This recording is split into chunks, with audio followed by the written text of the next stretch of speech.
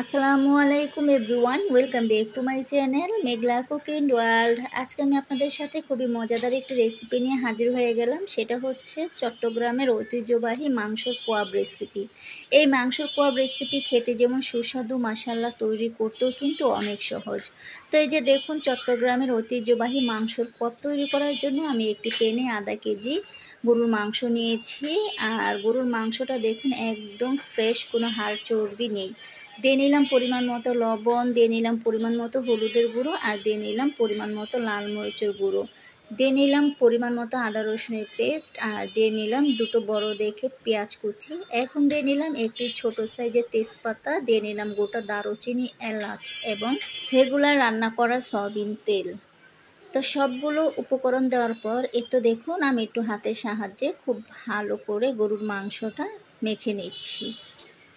আপনাদের কাছে একটাই অনুরোধ, আপনারা যারা এখনও আমার চ্যানেলটি সাবস্ক্রাইব করেননি তারা দয়া করে আমার চ্যানেলটি সাবস্ক্রাইব করে দিয়ে আমার চ্যানেলটির পাশে থাকবেন।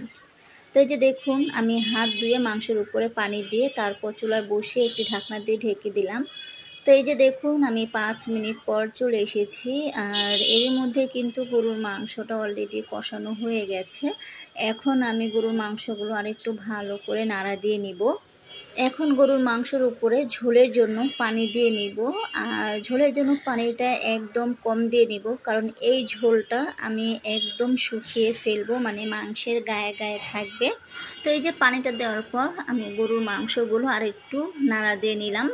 এখন ঢাকনা দিয়ে ঢেকে রান্না করব আরও 10 মিনিটের মতো। তো এই যে আলহামদুলিল্লাহ 10 মিনিট পর চলে এসেছি। আর এর মধ্যে দেখুন, গরুর মাংসের মধ্যে কিন্তু একটু পানি নেই, আমি সম্পূর্ণ পানি শুকিয়ে ফেলেছি। আর বাকি যতটুকু ঝোল আছে সেই ঝোল থেকে আমি মাংসগুলো একটি চামচের সাহায্যে তুলে একটি প্লেটে নিব। আপনারা যারা চট্টগ্রামের ঐতিহ্যবাহী মাংসর কোয়াবটা রান্না করে খাননি, তারাও কিন্তু বাসায় এই মাংসর কোয়াবটা রান্না করে খেতে পারেন। তো এখন মাংসর কোয়াবগুলো ভেজে নিব।